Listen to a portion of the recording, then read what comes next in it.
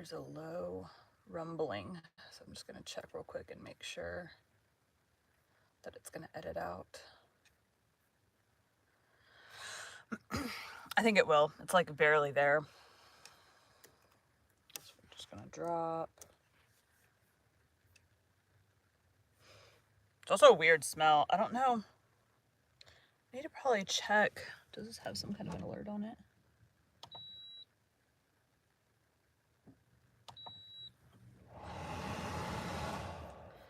Brief blast of cold air. I'm pretty sure this little air conditioner is going to need to drain at some point. All right, we're good. Okay. I just got to make sure, because I've had where like there was a noise going on and it did pick up in the microphone, and I'm like, no. So I just like to check, just to record some brief, like no one talking or anything, and just make sure that my normal, because technically I still have my like processes set up from like when I was in the closet and had the fan at my feet. So it's already set for like cutting out extra noise. I just never adjusted it. It hadn't hurt me at all, so it's like, what's the worst case? It pulls out extra noise? Okay. Anyways. All right, who's talking? Demi.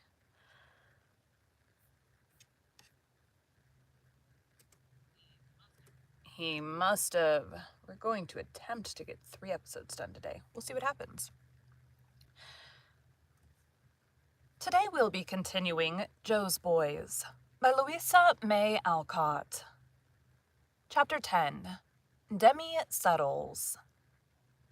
Mother, can I have a little serious conversation with you? Asked Demi one evening. That was a really bad breath.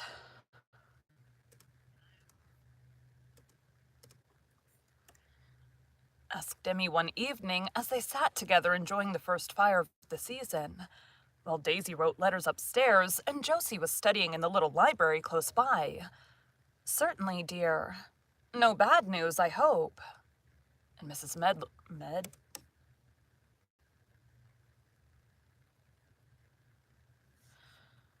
Guessing there's construction going on or something.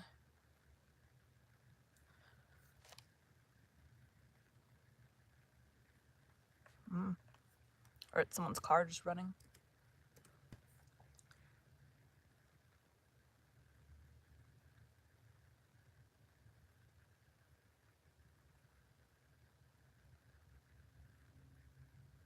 There's an airplane flying overhead now.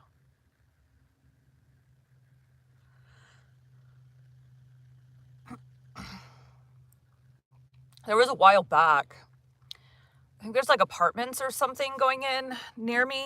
Not like super, super near. It's probably like a mile away. But when they would be working on it and have these big machines running, it would make noise.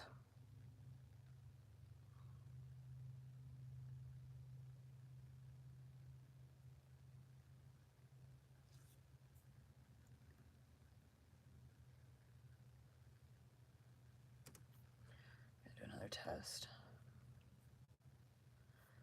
This drives me crazy, but like I would rather test it and make sure.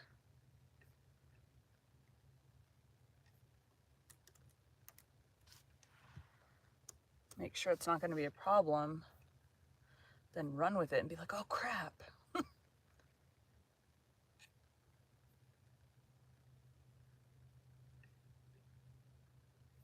It's still fine even with that. Okay.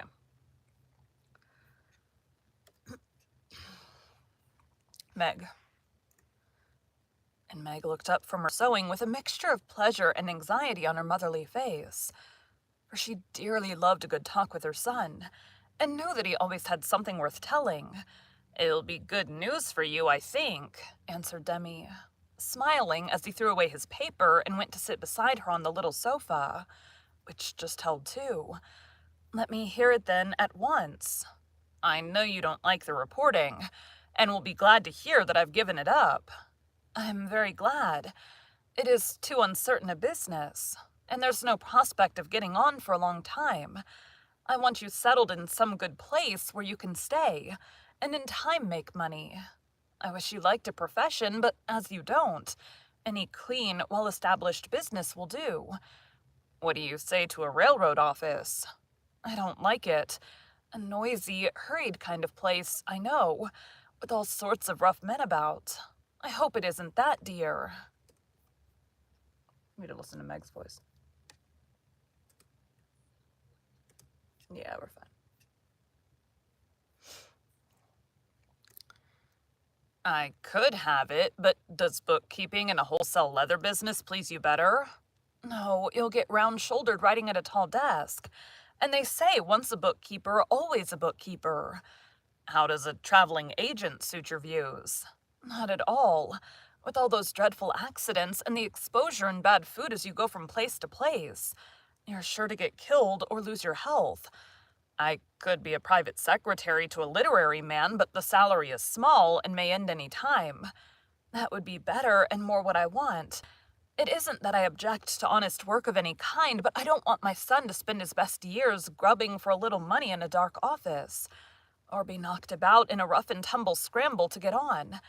I want to see you in some business where your tastes and talents can be developed and made useful, where you can go on rising and in time put in your little fortune and be a partner, so that your years of apprenticeship will not be wasted, but fit you to take your place among the honorable men who make their lives and work useful and respected. I talked it all over with your dear father when you were a child, and if he had lived, he would have shown you what I mean and helped you to be what he was. Mrs. Meg wiped away a quiet tear as she spoke, for the memory of her husband was a very tender one, and the education of his children had been a sacred task to which she gave all her heart and life. And so far she had done wonderfully well, as her good son and loving daughters tried to prove. Demi's arm was round her now, as he said in a voice so like his father's that it was the sweetest music to her ear. Mother dear, I think I've got just what you want for me, and it shall not be my fault if I don't become that man you hope to see me. Let me tell you all about it. I didn't say anything till it was sure, because it would only worry you. But Aunt Jo and I've been on the lookout for it some time, and now it has come. You know her publisher, Mr. Tiber, is one of the most successful men in the business. Also generous, kind, and the soul of honor, as his statement of Auntie proves. Well, I've rather hankered for that place, for I love books, and as I can't make them, I'd like to publish them. That needs some literary taste and judgment. It brings you in contact with fine people and is an education in itself. Whenever I go into that large, handsome room to see Mr. Tiber for Aunt Jo, I always want to stay, for it's lined with books and pictures. Famous men and women come and go, and Mr. Tiber sits at his desk like a sort of king, receiving his subjects. For the greatest authors are humble to him and wait his yes or no with anxiety. Of course, I've nothing to do with all that, and may never have, but I like to see it. And the atmosphere is so different from the dark offices and hurly-burly of many other trades, where nothing but money is talked about, that it seems another world, and I feel at home in it. Yes, I'd rather beat the doormats and make fires there than be head clerk in the great hide and leather store at a big salary. Here, Demi paused for breath, and Mrs. Meg, whose face had been growing brighter and brighter, exclaimed eagerly, "Just what I should like. Have you got it? Oh, my dear boy, your fortune is made if you go that well at...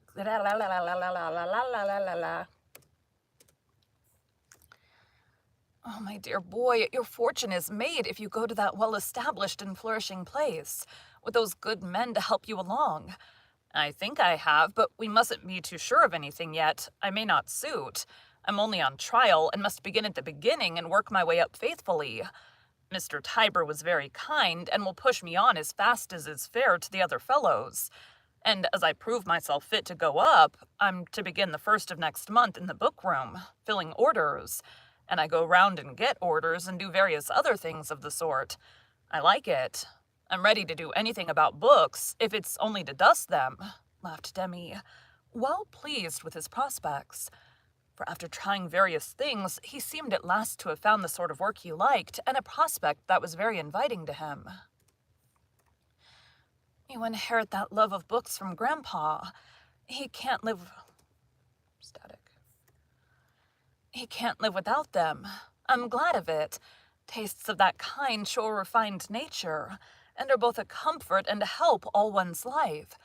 I am truly glad and grateful, John, that at last you want to settle, and have got such an entirely satisfactory place.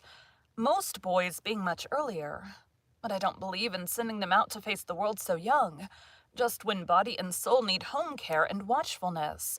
Now you are a man and must begin your life for yourself. Do your best and be as honest, useful, and happy as your father. And I won't care about making a fortune. I'll try, Mother. Couldn't have a better chance. For Tiber and Co. treat their people like gentlemen, and pay generously for faithful work. Things are done in a business-like way there, and that suits me. I hate promises that are not kept, and shiftless and tyrannical. Tyrannical?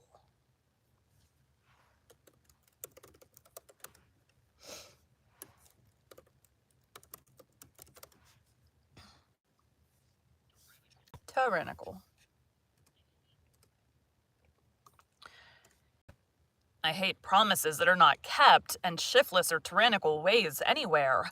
Mr. Tiber said, "This is only to teach you the ropes, Brooke. I shall have other work for you by and by." Auntie told him I had done book notices, and had rather a fancy for literature. So though I can't produce any works of Shakespeare, as she says, I may get up some little things later. If I don't, I think it a very honorable and noble profession to select and give good books to the world, and I'm satisfied to be a humble helper in the work.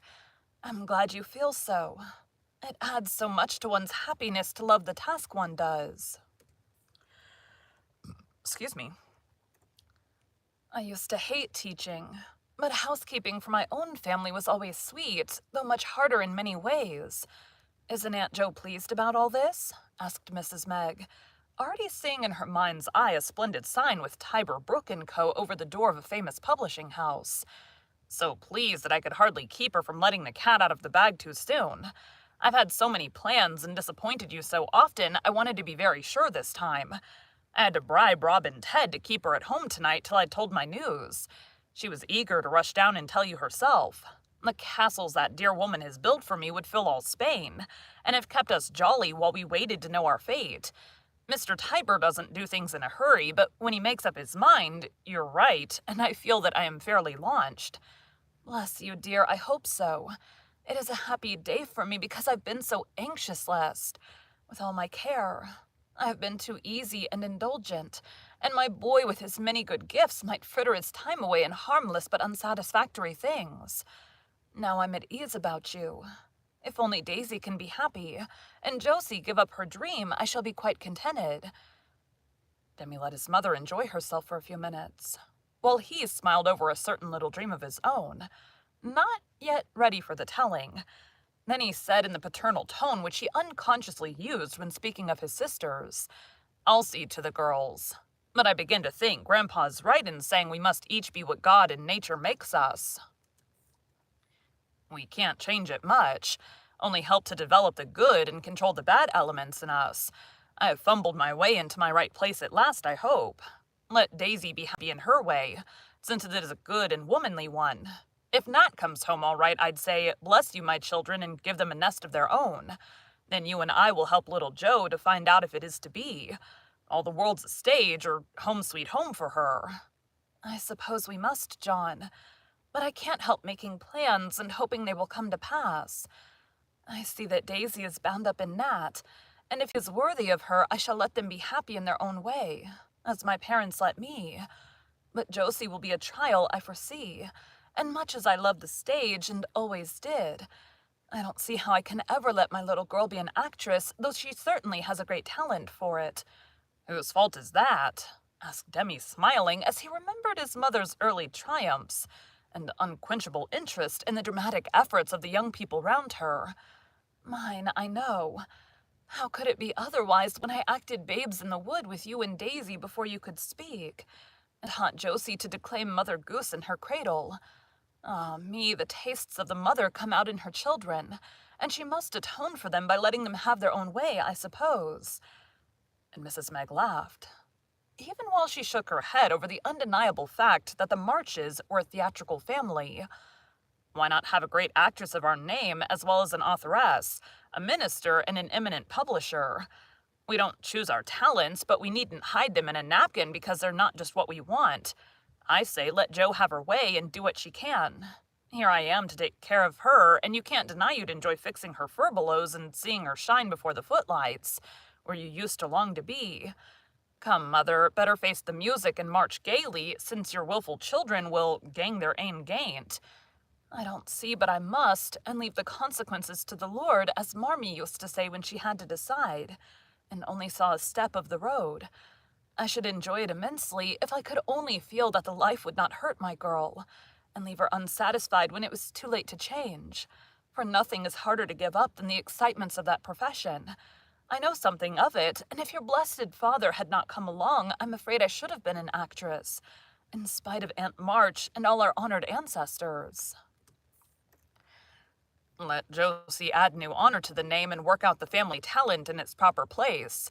I'll play dragon to her, and you play nurse, and no harm can come to our little Juliet, no matter how many Romeos spoon under her balcony. Really, ma'am, opposition comes badly from an old lady who's going to wring the hearts of our audience in the heroine's part in Auntie's play next Christmas. It's the most pathetic thing I ever saw, Mother, and I'm sorry you didn't become an actress, though we should be nowhere if you had. Demi was on his legs now, with his back to the fire, in the lordly attitude men like to assume when things go well with them, or they want to lay down the law on any subject. Mrs. Meg actually blushed at her son's hearty praise, and could not deny that the sound of applause was as sweet now as when she played the witch's curse and the Moorish maiden's vow long years ago. It's perfectly absurd for me to do it, but I couldn't resist when Joe and Laurie made the part for me, and you children were to act in it. The minute I get on the old mother's dress, I forget myself, and feel the same thrill at the sound of the bell that I used to feel when we got up plays in the garret. If Daisy would only take the daughter's part, it would be so complete. For with you and Josie, I am hardly acting, it is also real.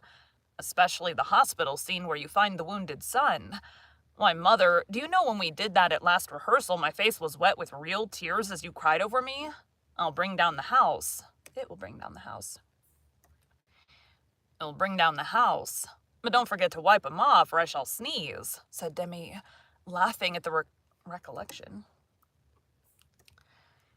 Laughing at the recollection of his mother's hit. I won't, but it almost broke my heart to see you so pale and dreadful. I hope there will never be another war in my time, for I should have to let you go, and I never want to live through the same experience we had with Father. Don't you think Alice does the part better than Daisy would? Daisy hasn't a bit of the actress in her, and Alice puts life into the dullest words she speaks. I think the Marquis is just perfect in our piece, said Demi, strolling about the room as if the warmth of the fire sent a sudden color to his face. So do I. She is a dear girl, and I am proud and fond of her. Where is she tonight?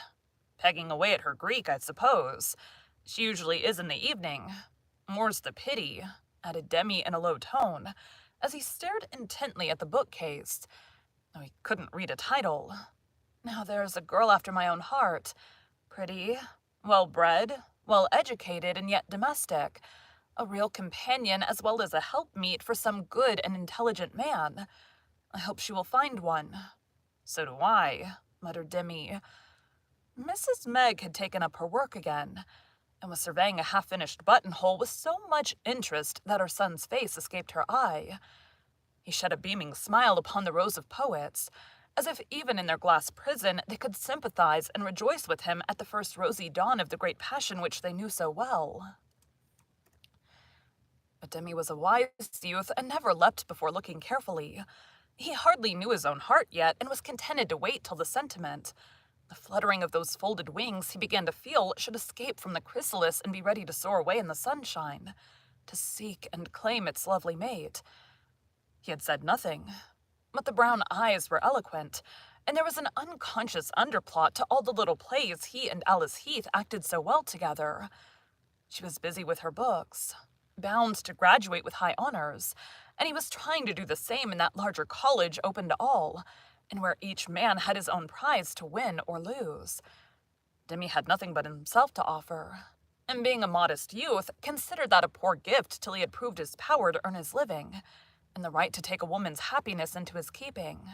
I forgot to turn notifications off. Also, I didn't put this into airplane mode.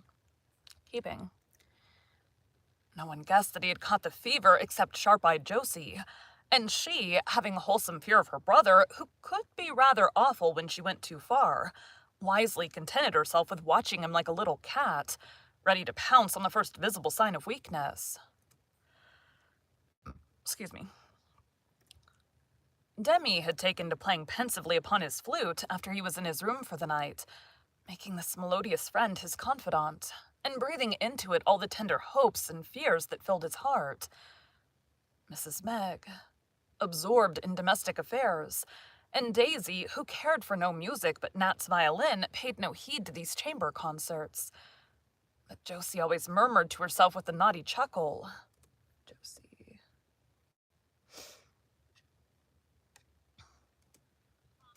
Grandpa. Dick Swiveler's thinking of his Sophie Wackles, and bided her time to revenge certain wrongs inflicted upon her by Demi, who always took Daisy's side when she tried to curb the spirits of her unruly little sister. This evening she got her chance, and made the most of it. Mrs. Meg was just rounding off her buttonhole, and Demi still strolling restlessly about the room when a book was heard to slam in the study, followed by an audible yawn, and the appearance of the student looking as if sleep and a desire for mischief were struggling which should be the master. "I heard my name. Have you been saying anything bad about me?" she demanded, perching on the arm of an easy-chair. Her mother told the good news, over which Josie duly rejoiced, and Demi received her congratulations with a benignant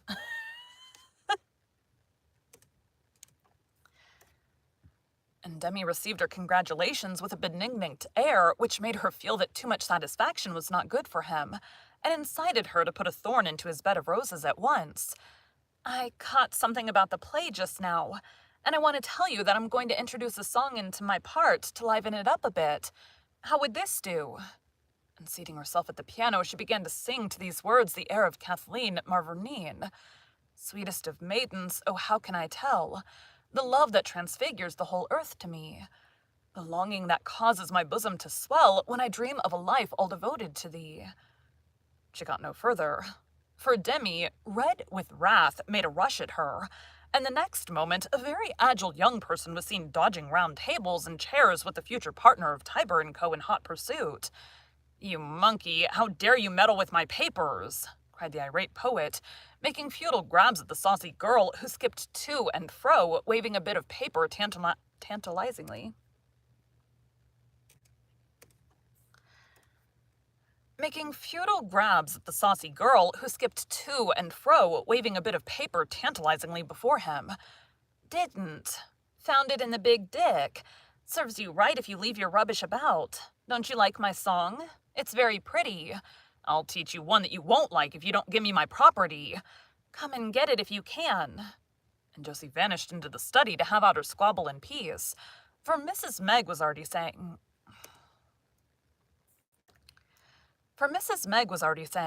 "Children, children, don't quarrel." Paper was in the fire by the time Demi arrived, and he at once calmed down, seeing that the bone of contention was out of the way. "I'm glad it's burnt. I don't care for it. Only some verse I was trying to set to music for one of the girls. But I'll trouble you to let my papers alone, or I shall take back the advice I gave Mother tonight about allowing you to act as much as you like." Josie was sobered at once by this dire threat, and in her most wheedling tone begged to know what he had said. By way of heaping coals of fire on her head, he told her, and this diplomatic performance secured him an ally on the spot. "You dear old boy, I'll never tease you again, though you moon and spoon both day and night. If you stand by me, I'll stand by you and never say a word. See here, I've got a note for you from Alice. Won't that be a peace offering and soothe your little feelings?"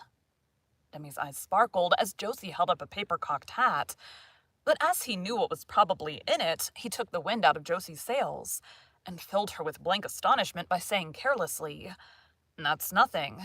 It's only to say whether she'll go to the concert with us tomorrow night. You can read it if you like." With the natural perversity of her sex, Josie ceased to be curious the moment she was told to read it, and meekly handed it over. But she watched Demi as he calmly read the 2 lines it contained, and then threw it into the fire. "Why, Jack, I thought you'd treasure every scrap the sweetest maid touched. Don't you care for her? Very much, we all do. But mooning and spooning, as you elegantly express it, is not my line. It's not in my line. But mooning and spooning, as you... Where am I? But mooning and spooning, as you elegantly express it, is not in my line. My dear little girl, your plays make you romantic. And because Alice and... And because Alice and I act lovers sometimes, you take it into your silly head that we are really so. Don't waste time hurting mares' nests, but attend to your own affairs and leave me to mine. I forgive you, but don't do it again. It's bad taste, and tragedy queens don't romp. The last cut finished Josie. She humbly begged pardon and went off to bed, while Demi soon followed, feeling that he had not only... That was my stomach. While Demi soon followed, feeling that he had not only settled himself, but his too inquisitive little sister also. But if he had seen her face as she listened to the soft wailings of his flute, he would not have been so sure, for she looked as cunning as a magpie as she said with a scornful sniff, "Pooh, you can't deceive me. I know Dick is serenading Sophie Wackles." Thank you for joining Bite at a Time Books today, while we read a bite of one of your favorite classics. Again, my name is Bree Carlile, and I hope you come back tomorrow for the next bite of Joe's Boys. Thanks, guys.